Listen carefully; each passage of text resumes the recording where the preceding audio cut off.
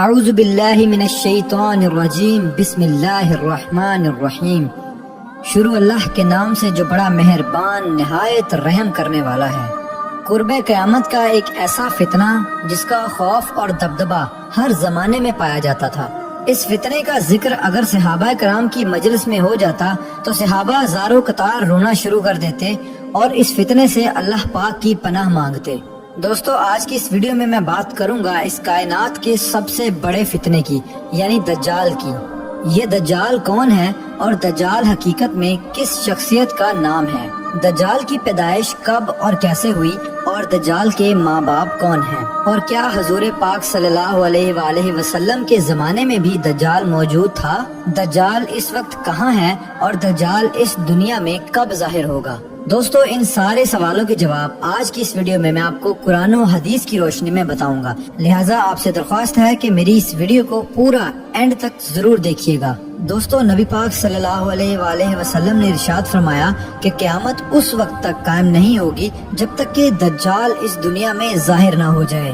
دجال کی ظاہری نشانیاں اور شکل و صورت کے بارے میں نبی پاک صلی اللہ علیہ وآلہ وسلم نے ارشاد فرمایا کہ دجال چھوٹے قد کا ہوگا اور وہ بدصورت ہوگا، اور وہ ایک آنکھ سے اندھا ہوگا اور اس کے دونوں پاؤں ٹیڑھے ہوں گے، اور اس کے جسم میں بہت زیادہ بال ہوں گے، اس کے سر کے بال گنگریالے ہوں گے اور اس کا رنگ سرخ یا گندمی ہوگا، اور اس کی ناک طوطے کی چونچ جیسی ہوگی۔ اور دجال کی سب سے واضح نشانی یہ ہوگی کہ اس کے ماتھے پر کاف فا را لکھا ہوگا، جس کو ہر مسلمان پڑھ لے گا، چاہے وہ پڑھا لکھا ہو یا پھر ان پڑھ ہو، لیکن کافر اور فاسق لوگ اس کو نہ پڑھ سکیں گے۔ دوستو، دجال جب اس دنیا میں ظاہر ہوگا تو لوگوں کے سامنے وہ پرہیزگار بن کر رہے گا تاکہ لوگ زیادہ سے زیادہ اس کی پیروی کریں، لیکن اندر سے وہ کافروں کی طرح ظالم ہوگا۔ دجال سب سے پہلے نبوت کا دعویٰ کرے گا، جب اس کے ماننے والوں کی تعداد زیادہ ہو جائے گی تو اس کے بعد یہ خدائی کا دعویٰ کر دے گا۔ دجال ایک بہت بڑی سواری پر سوار ہو کر پوری روئے زمین پر گردش کرے گا۔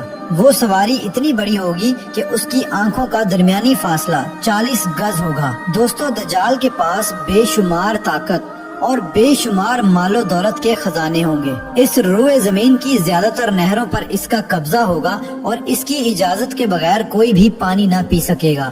یہ لوگوں کو گمراہ کرنے کے لیے طرح طرح کی شودہ بازیاں دکھائے گا۔ یہ آسمان کو حکم دے گا تو وہ بارش برسائے گا، یہ زمین کو حکم دے گا تو وہ سبزہ اگائے گی۔ اس وقت دجال اپنے آپ کو خدا کہے گا۔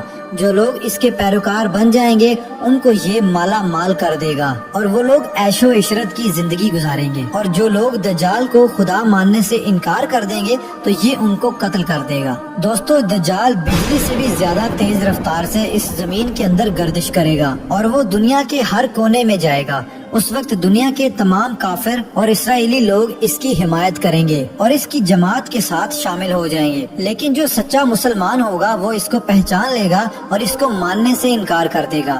دجال پوری روئے زمین میں فتنہ اور فساد پھیلانے کے بعد مکہ مکرمہ اور مدینہ منورہ کی طرف روانہ ہوگا۔ جب یہ مکہ میں داخل ہونے کی کوشش کرے گا تو اس کو مکہ میں داخل ہونے سے روک دیا جائے گا اور آخر کار مکہ سے ذلیل و خوار ہو کر مدینہ منورہ کی طرف جائے گا۔ اس وقت مدینہ منورہ کے 7 دروازے ہوں گے اور ہر دروازے پر اللہ تبارک و تعالیٰ کی طرف سے ایک نگہبان فرشتہ مقرر ہوگا جو اس کو مدینہ منورہ میں داخل ہونے نہیں دے گا۔ اس وقت دجال مکہ اور مدینہ کے باہر کھڑے ہو کر ایک خوفناک چیخ مارے گا۔ اس وقت مکہ اور مدینہ کے اندر جو بھی لوگ منافقین ہوں گے وہ اس کی آواز سن کر باہر نکل آئیں گے اور دجال کے گروہ میں شامل ہو جائیں گے۔ دوستو، دجال 40 دن تک دنیا میں رہے گا اور آخر کار امام مہدی علیہ السلام اور حضرت عیسیٰ علیہ السلام کے ساتھ اس کا مقابلہ ہوگا۔ اس وقت دجال کا لشکر دنیاوی اعتبار سے مسلمانوں سے زیادہ مضبوط اور زیادہ طاقتور ہوگا۔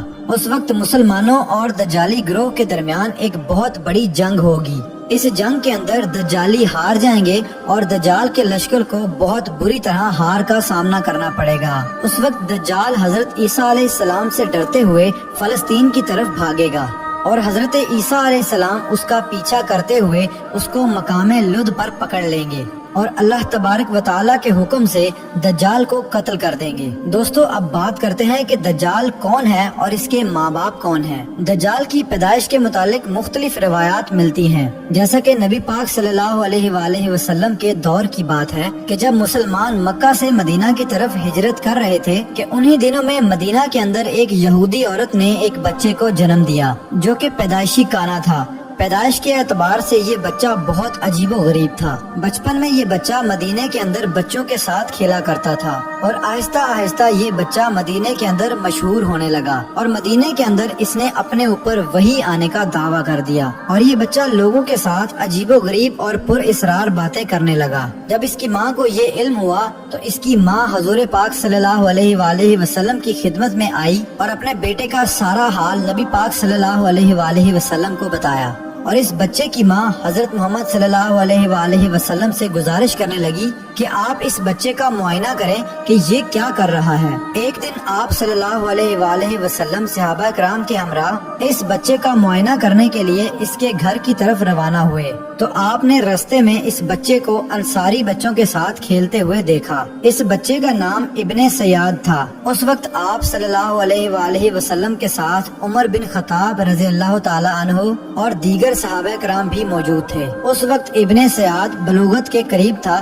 لیکن جوان نہیں ہوا تھا۔ آپ صلی اللہ علیہ وآلہ وسلم اس کے قریب گئے لیکن اس کو پتہ نہ چلا تو آپ صلی اللہ علیہ وآلہ وسلم نے اس کی کمر پر ایک ضرب لگائی اور ابن سیاد سے فرمایا کہ کیا تم گواہی دیتے ہو کہ میں اللہ کا رسول ہوں؟ تو ابن سیاد نے آپ صلی اللہ علیہ وآلہ وسلم کی طرف دیکھا اور کہا کہ میں گواہی دیتا ہوں کہ آپ اللہ کے رسول ہیں۔ پھر ابن سیاد نے آپ صلی اللہ علیہ وآلہ وسلم سے کہا کہ کیا آپ گواہی دیتے ہیں کہ میں اللہ کا رسول ہوں؟ تو آپ صلی اللہ علیہ وآلہ وسلم نے ابن سیاد کو چھوڑ دیا اور فرمایا کہ میں اللہ اور اس کے رسولوں پر ایمان لایا۔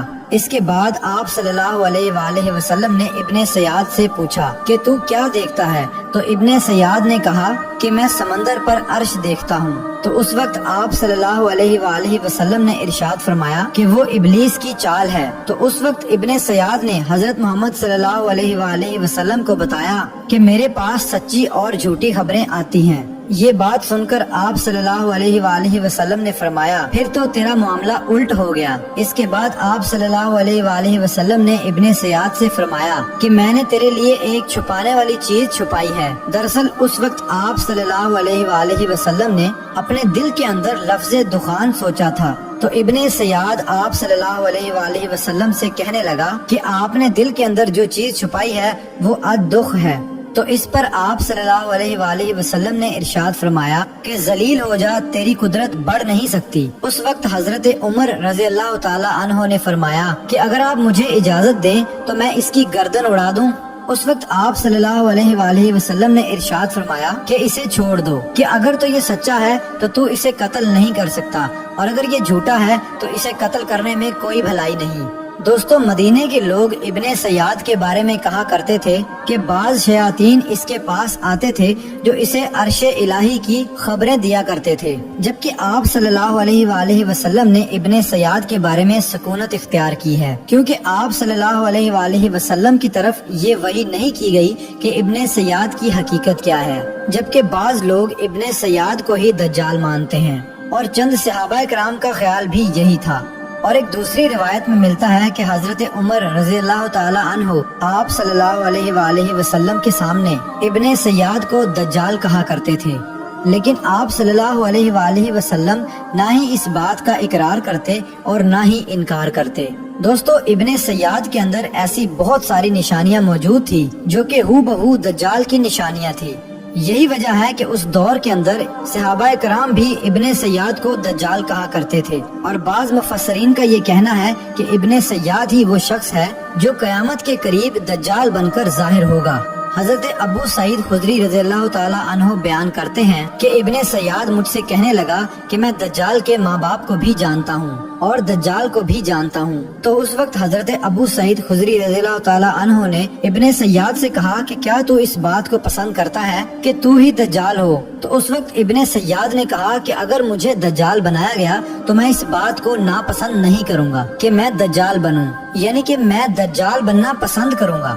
دوستو، بعض مفسرین کا کہنا ہے کہ ابن سیاد دجال نہیں ہے، کیونکہ یہ بعد میں آپ صلی اللہ علیہ وآلہ وسلم پر ایمان لے آیا تھا، بلکہ دجال حضرت سلیمان علیہ السلام کے دور میں جنات اور انسانوں کے ملاپ سے پیدا ہوا تھا اور اس کے ماں باپ کو قتل کر دیا گیا تھا، اور دجال کو ایک جزیرے کے اندر قید کر دیا گیا، اور انسانوں اور جنات کے ملاپ سے پیدا ہونے والا بچہ یعنی کہ دجال آج بھی اسی جزیرے پر قید ہے، اور اس کے ساتھ ساتھ شیطان اس کو ہر بات کی وہیں پر خبر دیتے ہیں۔ دجال کی پیدائش کے بارے میں حضرت امام زرکاری رحمت اللہ علیہ بیان کرتے ہیں کہ دجال وہ فتنہ ہے جس کو اللہ تبارک و تعالی نے اس وقت پیدا فرمایا جس وقت حضرت آدم علیہ السلام کو جنت سے نکالا گیا تھا اور دجال کو بنا ماں باپ کے پیدا کیا گیا۔ دوستو، حقیقت تو یہ ہے کہ دجال قیامت کے قریب ظاہر ہوگا اور اس کی جو نشانیاں ہوں گی وہ آپ صلی اللہ علیہ وآلہ وسلم کی احادیث میں واضح طور پر مل جاتی ہیں، لیکن یہ دجال کہاں ہے اور یہ کہاں سے آیا اور یہ کیسے پیدا ہوا اور اس کے ماں باپ حقیقی طور پر کون ہیں، اس کے بارے میں کسی کو کوئی علم نہیں ہے۔ اس کا علم صرف اللہ تبارک و تعالیٰ کی ذات کے پاس ہے۔ اللہ پاک ہی بہتر جانتا ہے کہ دجال حقیقت میں کون ہے اور وہ کیسے پیدا ہوا۔ اللہ تبارک و تعالیٰ سے دعا ہے کہ اللہ پاک اپنے پیارے حبیب حضرت محمد صلی اللہ علیہ وآلہ وسلم کے صدقے ہم سب کو دجال کے فتنے سے بچائے اور ایمان کی سلامتی کے ساتھ ہمیں زندگی گزارنا اور مرنا نصیب فرمائے۔